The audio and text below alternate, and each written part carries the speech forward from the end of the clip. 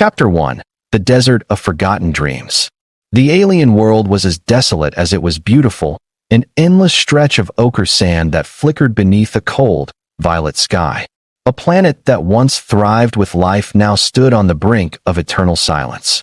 In the distance, jagged mountain ranges towered like ancient sentinels, their craggy peaks piercing the sky like the fingers of a long-forgotten god reaching out for the heavens.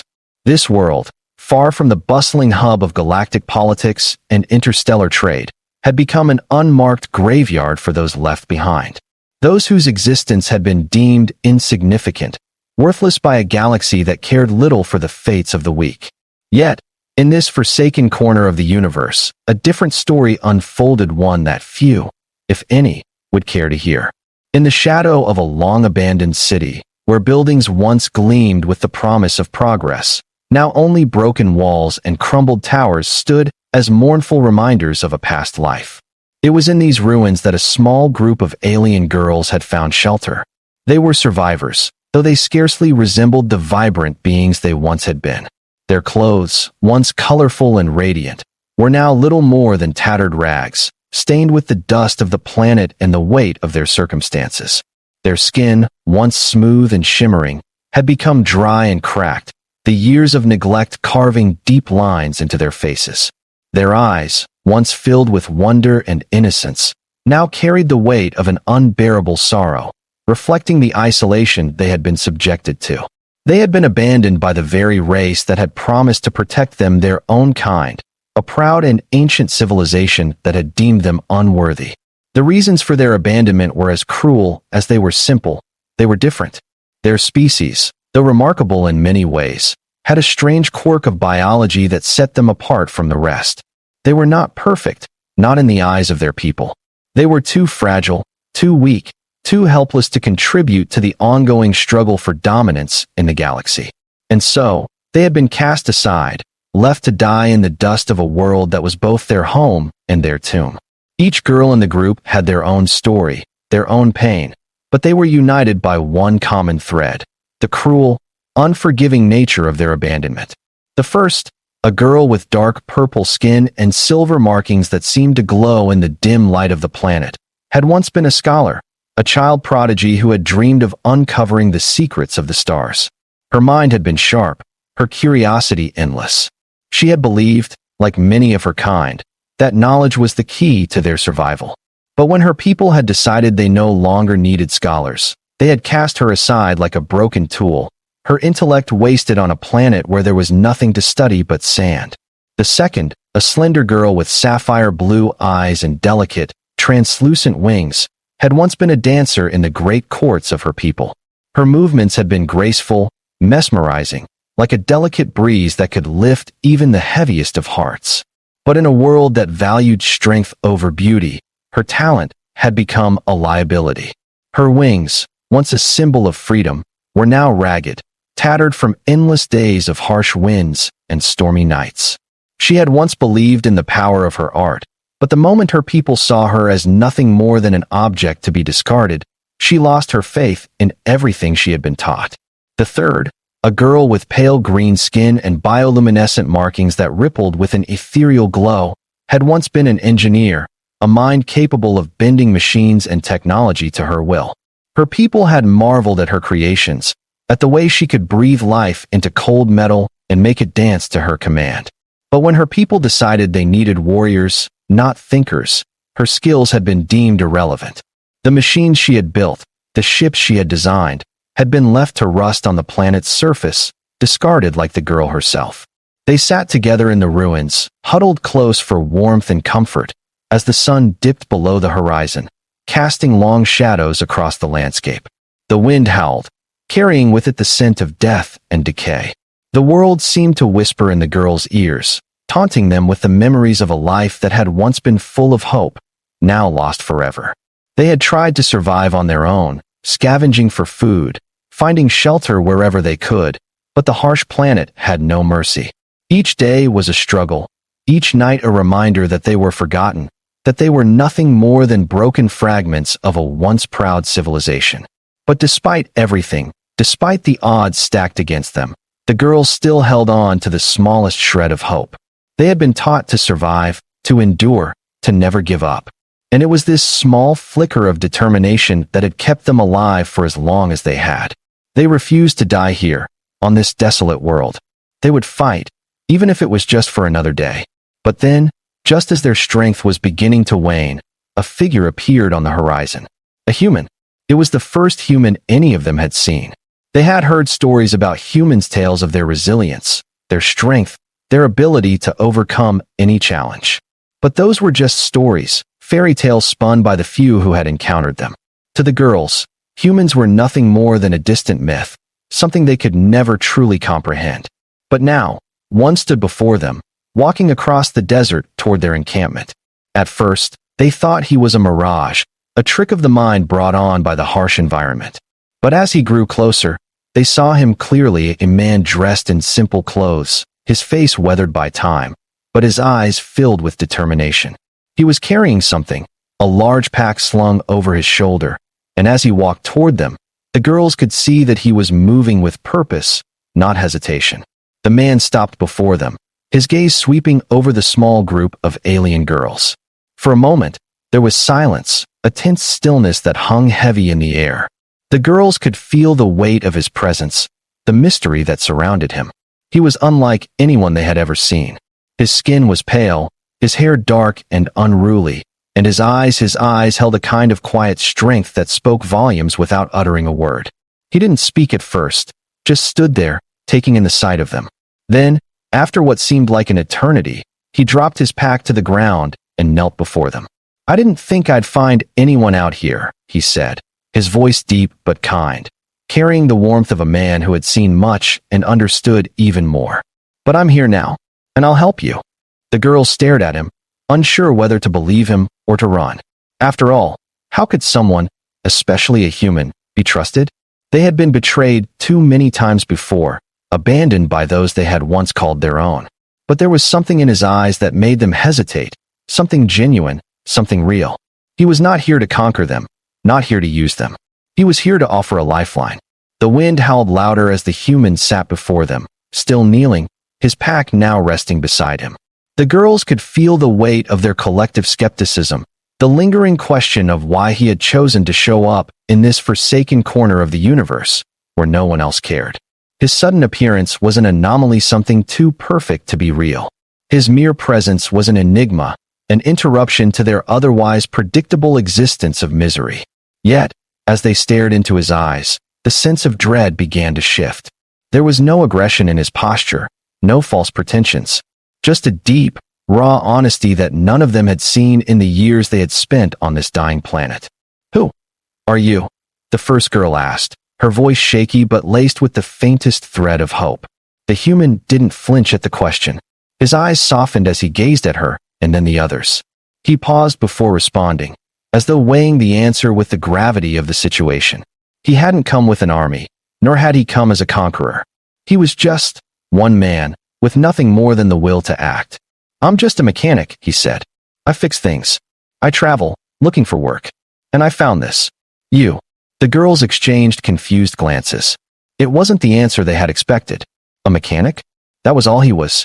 They had imagined many scenarios, perhaps a rich merchant or a diplomatic envoy, but a mechanic? It felt too small, too humble for such an extraordinary moment. "Why would you help us?" Another girl, her wings fluttering with a mix of nervousness and curiosity, asked. The human took a deep breath and stood, brushing off the dust from his knees. "Because I can," he replied, his voice steady but carrying the weight of a silent promise. "And I don't think any of you should be left here to die. Not if I can do something about it." The girls were silent for a long moment. They didn't know whether to believe him or not. Could they really trust this strange human? Was he truly offering them help, or was he here to take something from them, as so many had done before? Their entire lives had been a cycle of false hope, of waiting for someone to come and change their fate, only to have their hopes dashed time and time again. But there was something about him, a quiet assurance that spoke louder than words. Slowly, one of the girls stepped forward, her pale green skin glowing faintly in the dim light of the desert. "You're the first person to even acknowledge us," she said softly, her voice tinged with disbelief. "Why?" The human smiled, a small but genuine smile. "Because everyone deserves a chance," he said. "And from what I can see, you girls have been given a raw deal. But that doesn't mean it has to stay that way." The girls stood there for a long moment, their minds swirling with questions and uncertainty. But, in the end, the truth was undeniable. This man, this human, was offering them something no one else ever had: help, hope, a way out. Perhaps they didn't fully understand his motivations, but they couldn't turn away from this chance. Not when their survival depended on it. The first girl, the scholar, reached out and touched his hand gently. "What will you do?" she asked, her voice fragile. "How can we trust that you'll keep your word?" The human looked at her with a deep sincerity. "I'm not asking you to trust me. I'm asking you to trust in what I can do for you. I can help you get off this planet. I can fix your situation. Just let me help." For the first time in what felt like an eternity, the girls allowed themselves to hope. Maybe, just maybe, their salvation had finally arrived in the form of this human mechanic. Chapter 2. The Gift of Survival. The following days were a blur of activity, as the human worked tirelessly to prove his sincerity. The girls, initially hesitant and distrustful, soon found themselves drawn into the strange but comforting rhythm of his presence. He didn't demand their trust. He simply gave them the tools to earn it on their own. His actions spoke louder than any promises ever could. He began by finding the remnants of an old transport vessel that had crashed years ago, its hull battered and cracked, but still salvageable. The girls watched in awe as the human set to work, using his mechanical expertise to dismantle the broken ship and repurpose its parts. In the evenings, they gathered around him as he taught them basic engineering techniques, showing them how to repair circuits, weld metal, and even patch the ship's hull. They were quick learners, hungry for knowledge, eager to reclaim the skills they had once been denied. But it wasn't just the ship that the human fixed. Over time, as he worked alongside them, he began to repair the emotional fractures that had been left in their hearts. He listened when they spoke of their past, their dreams, their lost homes. He didn't dismiss their pain or treat them as lesser beings. Instead, he honored their stories, recognizing the resilience in each of them. He shared stories of his own struggles, his battles with failure and loss, and his determination to keep moving forward. In many ways, he became the father figure they had lost long ago. On the third day of their work together, the first breakthrough came. The ship's engines, long forgotten and filled with rust, finally roared to life. The hum of the engines filled the air, a sound they hadn't heard in what felt like a lifetime. The girls cheered, their spirits lifting as the impossible seemed to become real. "We did it," one of them exclaimed, her voice trembling with excitement. The human stood back, wiping the sweat from his brow, and allowed himself a rare smile. "You did it," he said. "We did it together." The girls stared at the ship, their eyes wide with disbelief. It was a simple thing, nothing like the grand warships of the galaxy's elite fleets, but to them, it was a symbol of hope, of a future they had thought was forever out of reach. They could leave this planet, this desert of forgotten dreams, and find a new beginning. But their joy was short-lived. As the sun dipped below the horizon on the fourth day, the sky above them darkened in an instant. A shadow loomed on the horizon, massive and foreboding. The girls froze, fear rising within them. They had seen ships before, alien warships, massive and cold, but none as large as the one that now appeared, cutting across the violet sky like a predator stalking its prey. The human's face went pale as he looked up at the ship. His hand instinctively went to his sidearm, but he knew better than to think he could fight a ship of that size. "Stay behind me," he ordered, his voice low and controlled. The girls huddled together, their hearts pounding in their chests. It was one thing to trust this human mechanic with their survival, but this was something else entirely. The massive ship came closer, its engines emitting a low hum that rattled the very air around them. "They're here," the human muttered under his breath. The girls turned to him, their eyes wide with fear. "Who?" one asked. The human didn't answer right away. Instead, he moved toward the ship's control panel, his fingers moving with practiced ease. "I don't know yet," he said, "but we've got to move fast. This ship, it's not meant for peaceful missions." Before anyone could respond, the sky above them erupted with the sound of blaster fire. It was as though the universe itself had turned its back on them. The human cursed under his breath as the sky rained fire down upon the surface. "Get inside the ship," he yelled. The girls, their hearts pounding, scrambled into the vessel, and the human followed close behind. As he sealed the hatch, the ship's engines roared to life, the hum of its newfound power shaking the ground beneath them. The human looked at the control panel, his fingers flying across the buttons and switches. The massive warship above them cast a long shadow over the planet's surface, and the human knew this was only the beginning. They had narrowly escaped. But who, or what, was coming for them? And more importantly, why? The ship trembled under the roar of the incoming fire. The human was a flurry of motion, his hands moving with a practiced grace across the console, his eyes scanning every readout with calculated precision. The alien girls, huddled together in the narrow cabin, watched in awe and fear. For the first time since they had met him, they saw the true depth of his resolve. This wasn't just a mechanic anymore. This was a man who had faced death and emerged unscathed. This was someone who could lead them out of this nightmare, if they allowed him to. "Hold on," the human barked as he slammed a lever forward, engaging the ship's thrusters. The vessel shuddered violently as it jerked into motion, its engines coming alive with a force they hadn't felt since their arrival on this dead world. The girls struggled to steady themselves, their bodies unaccustomed to the sudden acceleration, but the human didn't wait for them to adjust. "We're not going to outrun them in this old hulk," he muttered, his voice tinged with urgency. "But we can make them think we're worth more trouble than we're worth. Let's see if I can buy us some time." The ship lurched into the sky, dodging blasts as the human's hands flew over the controls, making the most of every maneuver. Below them, the alien warship loomed like a shadow over the barren surface, its engines casting a blinding light that pierced through the twilight. They had no idea who or what was aboard that ship, but one thing was clear. Whoever they were, they weren't friendly. The human's eyes narrowed as he glanced out of the viewport, watching the enemy ship track their every movement. He knew they wouldn't be able to outrun it for long. That ship was faster, more heavily armed, and more advanced than anything they could hope to compete with. It was a marvel of destruction, its massive engines creating ripples in the atmosphere as it hovered above them. The girls held their breath, staring at the human, waiting for him to give them anything that would explain what was happening. Why had the ship appeared? What did they want from them? Why had they chosen now to strike? "Hold tight," the human said, his voice steady but filled with a quiet tension.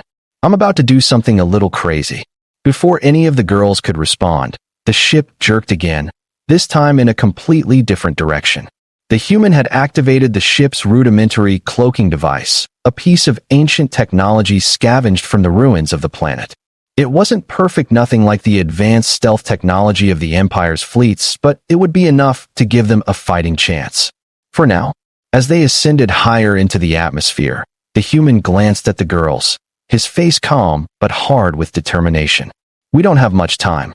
We need to figure out who they are and why they're here. But first, we need to shake them off our tail." The girls exchanged uneasy glances. They didn't understand everything the human had just said, but one thing was certain.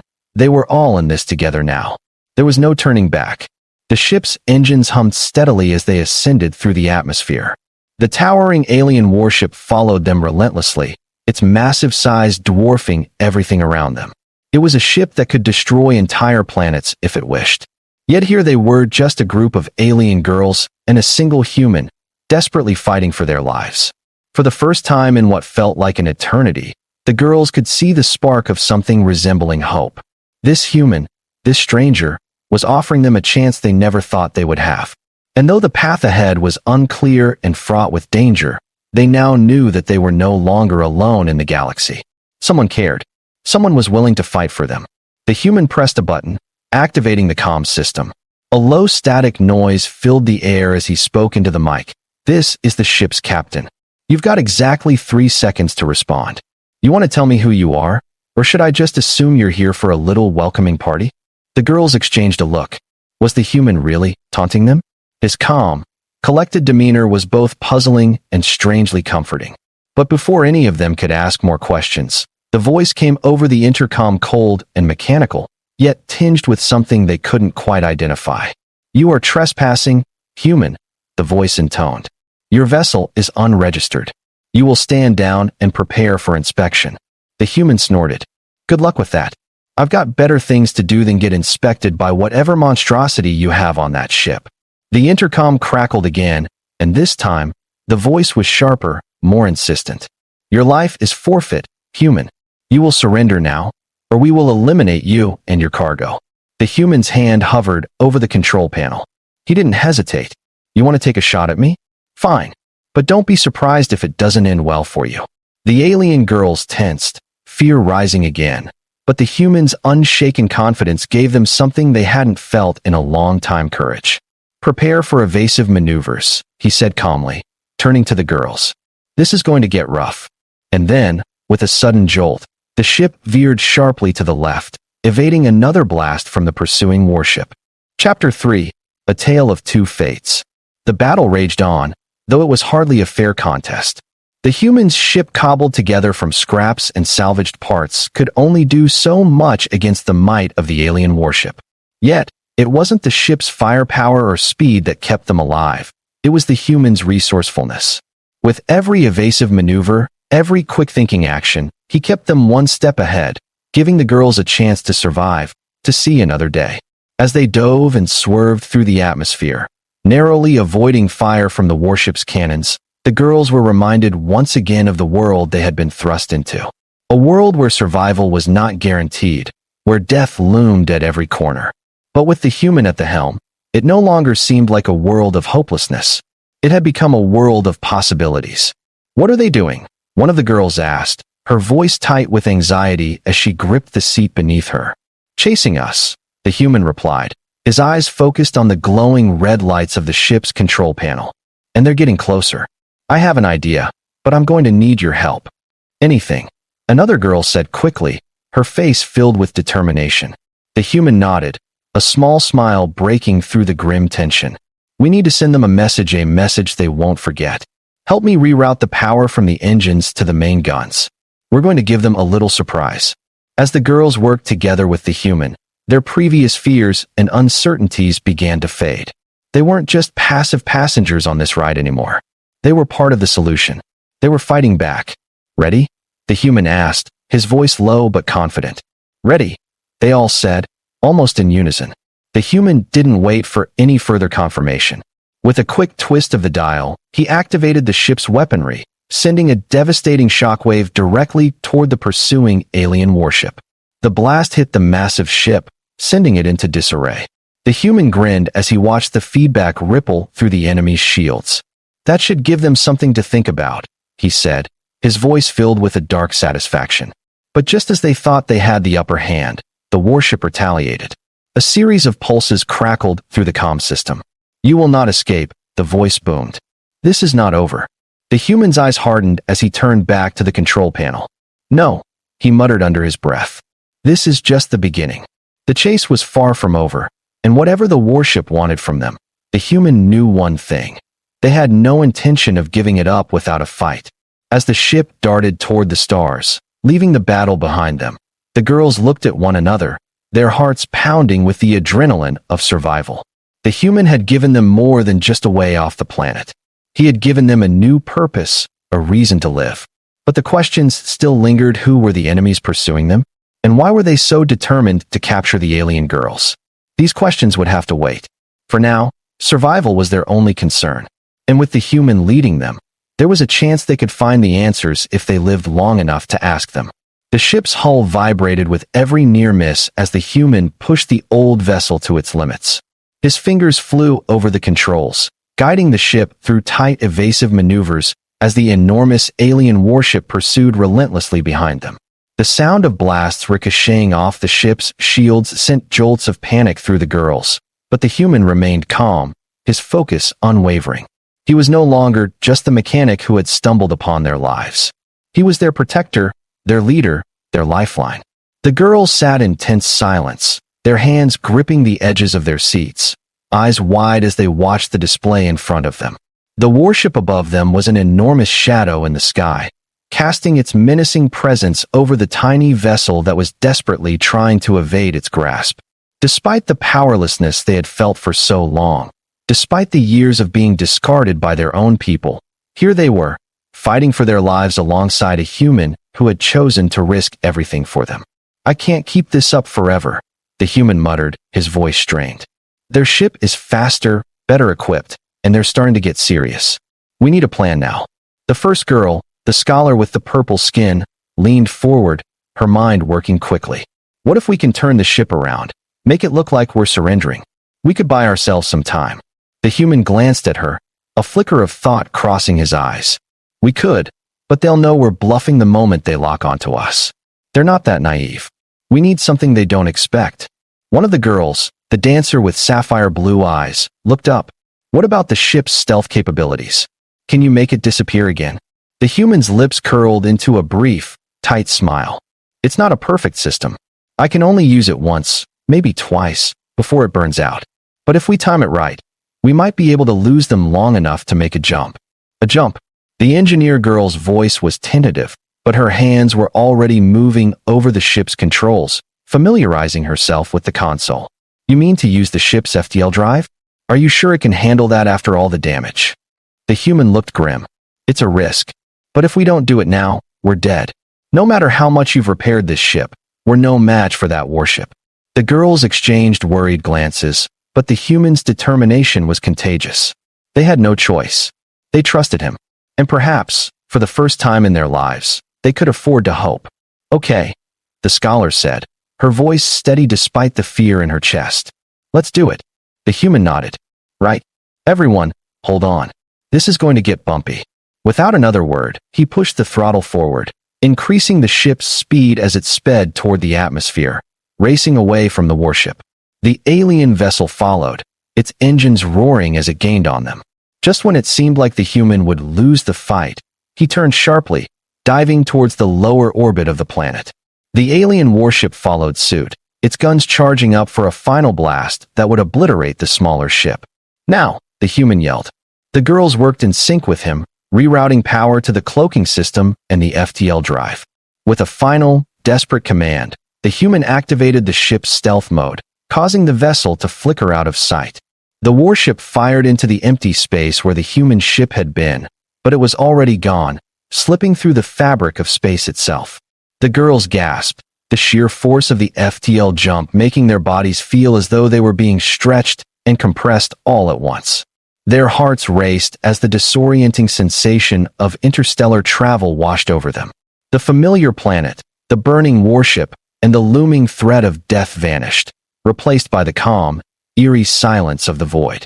After what felt like an eternity, the human disengaged the FTL drive, and the ship slowly returned to normal space. The stars around them twinkled peacefully, a far cry from the chaos they had just fled. The ship was still intact, though barely. They had done it. They had escaped. The girls slowly stood, their legs shaky from the intense experience, and looked at the human. He was standing at the controls, breathing heavily, but with a satisfied look on his face. We did it, he said, a slight grin tugging at his lips. We're alive. But the moment of victory was short-lived.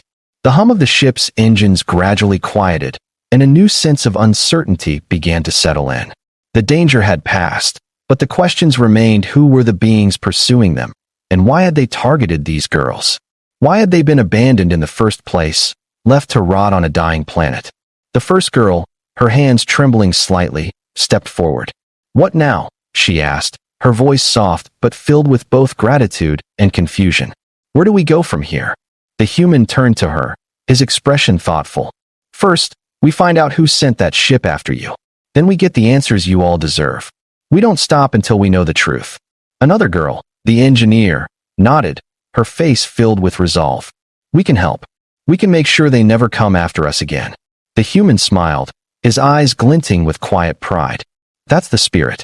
And together, we'll make sure you get the future you deserve.